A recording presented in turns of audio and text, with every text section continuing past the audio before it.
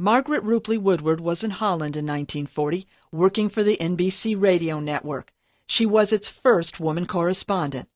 She went on shortwave radio live, telling an American audience what was happening in Holland just months before Nazi Germany invaded the country.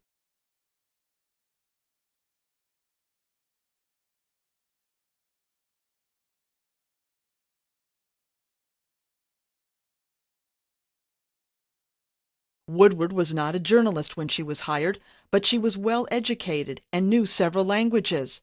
She was in Amsterdam with her husband, David Woodward, a British newspaper reporter.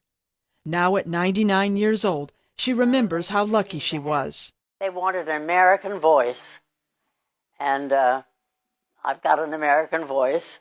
They wanted somebody whose voice projected, which mine does, and I think basically they couldn't find a man, and I was available. In Amsterdam, she met Edward R. Murrow, an American broadcaster famous for his reporting on the war.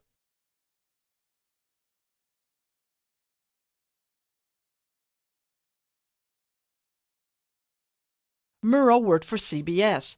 He had hired photographer Mary Marvin Breckenridge as the network's first female correspondent.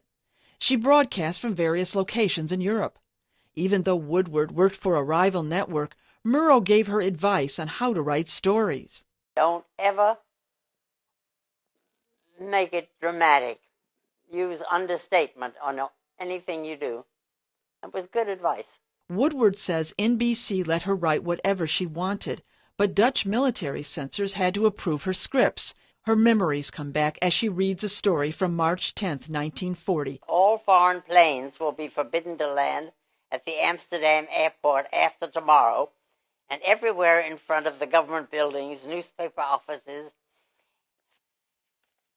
and other key points, there has been a guard on sentry.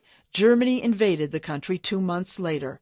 On the first day of the attack, a bomb exploded outside the building where Woodward did her broadcasts.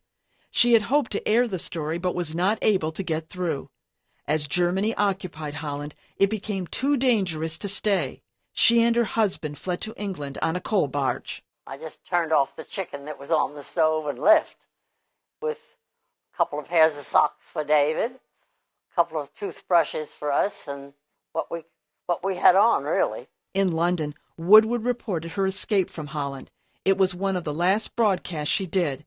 She was a highly praised reporter for 6 months.